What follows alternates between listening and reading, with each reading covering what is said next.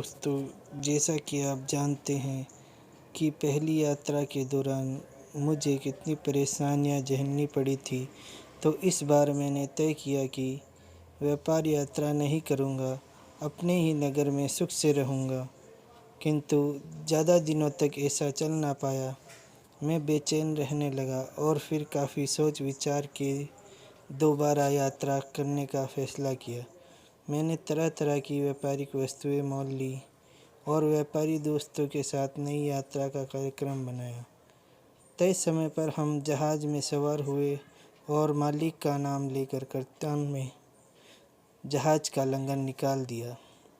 कई दिनों की यात्रा के दरमियान हम देशों और द्वीपों में गए, वहाँ व्यापार किया और फिर एक दिन हमारा जहाज़ हरे भरे टापू द्वीप के तट पर लगा। द्वीप में सुंदर और मीठे रसीले फलों के कई वृक्ष थे। वहाँ वातावरण इतना मोहक था कि हम सैर के लिए उतर गए। द्वीप बहुत खूबसूरत था, लेकिन वहाँ किसी जीव जंतु का कोई नामो निशान नहीं था। कई साथी पेड़ों के फल तोड़कर खाने लगे। मैंने एक कोने में बैठकर अपने साथ लाए खाने को निकाला और खाने लगा। खाने के बाद मैंने काफ़ी देर तक वहीं बैठा रहा। मुझे पता ही न चला कि मैं कब सो गया। अचानक झटके से आँख खुली तो देखा आसपास कोई नहीं था। मैं दौड़ के जहाज़ की तरफ भागा। जहाज़ भी नहीं था। मैंने समुंदर के गौर से देखा तो एक जहाज़ पाल उड़ाता हुआ दिखाई जा रहा था। मैं चिल्लाया, लेकिन किसी ने नहीं सुना। मैं इस वीरान द्वीप पर अकेला था। मैं जितना सोचता उतना ज़्यादा रोना आता। मैं पीट पीट कर रोने लगा। वहाँ कोई नहीं था जो मुझे सुन पाता। मैं खुद को कोसने लगा कि आखिर क्यों मैंने दोबारा यात्रा का ख्याल मन में आने दिया। पहली यात्रा से मैंने सीख क्यों नहीं ली। काफ़ी देर विलाप के बाद मैं उठा और इधर उधर घूमने लगा कि कहीं तो कोई सुराग मिले जिससे बाहर जा पाऊँ। मैं पेड़ पर चढ़ा ताकि दूर तक देख सकूं, लेकिन कोई फ़ायदा न हुआ। कुछ देर बाद टापू पर मुझे एक सफ़ेद चीज़ दिखाई दी। मैंने सोचा करीब जाकर देखता हूँ, शायद कुछ ठिकाना मिले। वहाँ गुंबदनुमा था, लेकिन उसका कोई दरवाज़ा न था। मैं ऊपर चढ़ गया। इतने में अचानक अंधेरा छाने लगा। मैं विचलित हो गया कि अचानक रात कैसे होने लगी। अभी तो उजाला था। मैंने आकाश की ओर देखा और डर गया। मेरा कलेजा मुँह को आ गया। मैंने देखा कि एक विशालकाय पक्षी मेरी ओर तेज़ी से उड़ता हुआ आ रहा था। मुझे जहाज़ियों की बात याद आई। मैंने उन्हें कहते सुना था कि रुख पक्षी बड़ा होता है जो अक्सर यात्रा के दौरान मिलता है। मैं समझ गया कि वही है। इतने में वह आया और गुम्बद जिमा चीज़ पर बैठ गया। अब मैं समझ चुका था कि वह मादा रुख का अंडा है जिसे पक्षी सेने बैठी है। उसका एक पाँव मेरे समीप पड़ गया। उसका नाखून एक बड़े वृक्ष जैसा था।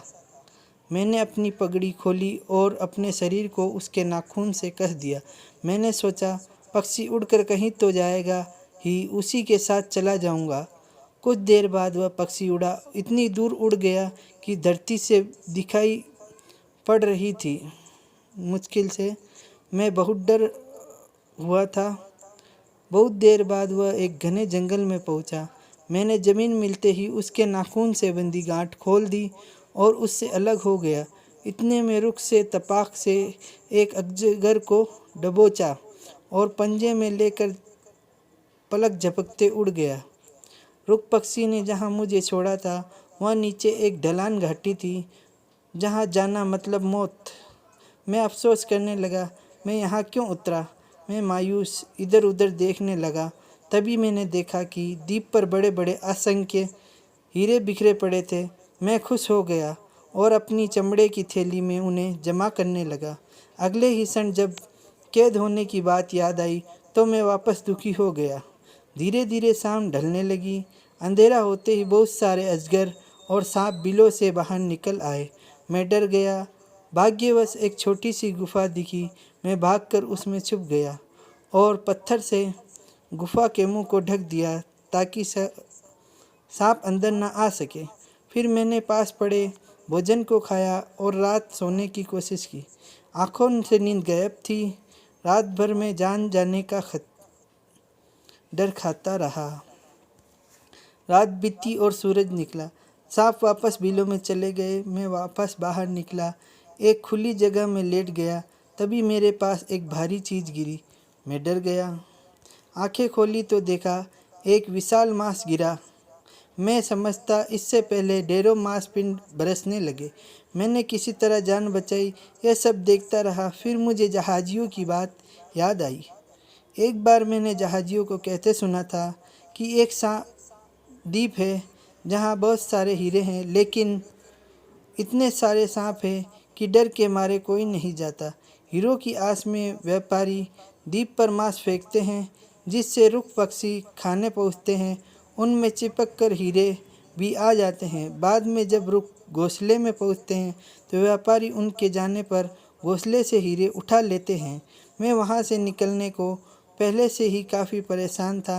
मुझे अब तक कोई रास्ता नहीं मिला था। इतने में मुझे मांस के साथ बाहर निकलने की तरकीब सूझी। मैं भागा और एक विशाल मांस के टुकड़े के साथ खुद को बांध लिया। कुछ देर बाद एक गिद्ध उतरा। उसने मुझसे बंधे मांस के टुकड़े को उठाकर उड़ना शुरू किया। मैंने हीरे वाली चमड़े की थैली जोर से कस ली।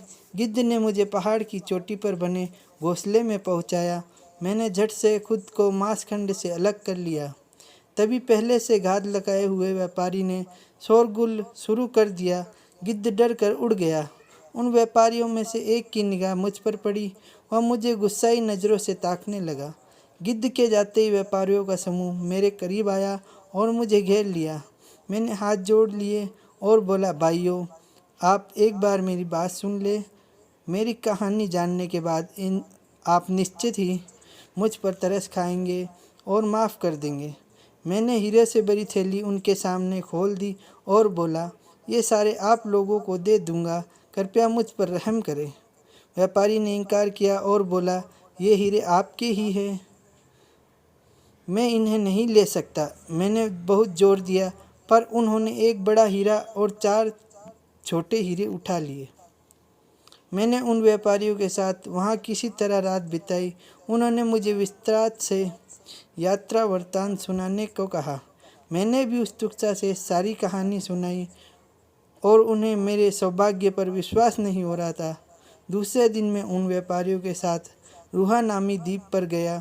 यहाँ भी सांप भरे पड़े थे, लेकिन हमें कोई क्षति नहीं हुई। रहा द्वीप में कपूर के बहुत बड़े बड़े पेड़ थे। व्यापारी कपूर के पेड़ की टहनियों को छुरी से चीरकर बर्तन रख देते थे। पेड़ का रस उन बर्तनों में जमा हो जाता, जो कपूर कहलाता था। द्वीप पर एक पशु था जिसे गेंडा कहते थे। वह भैंस से बड़ा और हाथी से छोटा होता है।